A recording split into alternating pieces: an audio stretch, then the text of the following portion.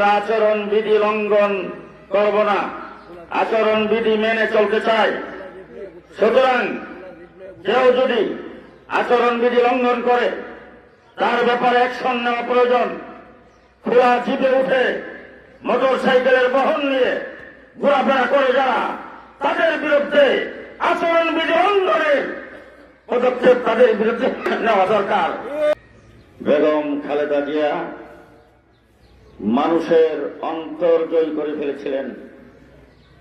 তার দেশপ্রেম, জনগণের প্রতি তার ভালোবাসা, তিনি গত 17 বৎসর চরম নির্যাতনের ভিতরে একটি কথাই বলেছেন, এ দেশ আমার, এই মাটি আমার, আমি এই দেশেরই সন্তান, এদেশের জনগণের সাথেই থাকতে চাই, বিদেশে আমার কোনো ঠিকানা নাই।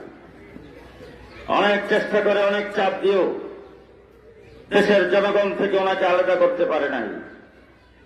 আমাদের ইচ্ছা ছিল, আশা ছিল, আল্লাহ পাকের দরবারে আমরা বারবার দোয়া করেছি, বর্তমানে কৃষিবাদ মুক্ত হওয়ার পরে বাংলাদেশের জন্য বেগম খালেদা জিয়ার মতো একজন নেতৃত্ব থাকা প্রয়োজন ছিল।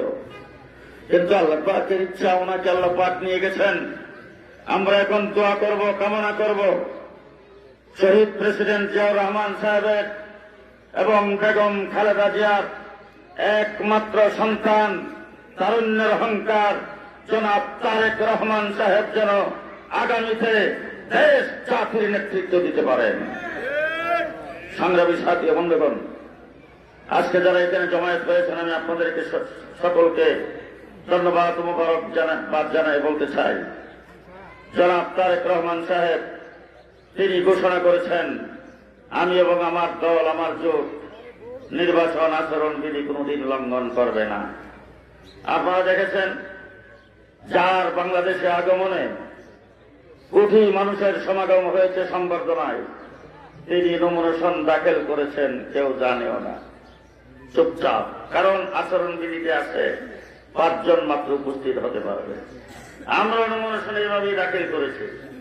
দ্বিতীয় নম্বর হল, আমরা আচরণ বিধি লঙ্ঘন করব না, আচরণ বিধি মেনে চলতে চাই। সুতরাং কেউ যদি আচরণ বিধি লঙ্ঘন করে তার ব্যাপারে অ্যাকশন নেওয়া প্রয়োজন।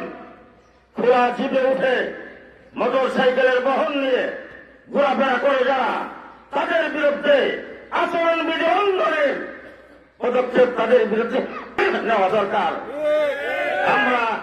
আজকে আমরা আপনারা যারা এখানে এসেছেন, আমি এই অঞ্চলের একজন প্রার্থী হিসাবে আপনাদের কাছে অনুরোধ করব, যেইভাবে নির্বাচন কমিশন থেকে তফসিল ঘোষণার সময় আচরণ